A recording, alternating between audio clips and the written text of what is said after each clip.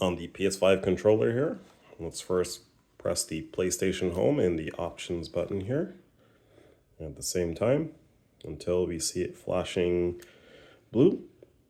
That let us know that the device is in pairing mode and now can be connected to the Samsung phone here. Let me go ahead and just enter in my PIN. And now let's go to Settings here. Let's click on Connections.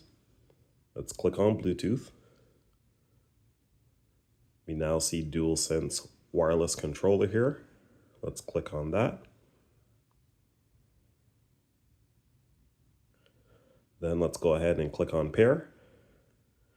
And now it should turn solid blue. And now if I go ahead and move everything around here, go up, go down, as you can see here, let's press circle to go back. Press circle again. Now we have the PlayStation 5 controller connected to the Samsung S25.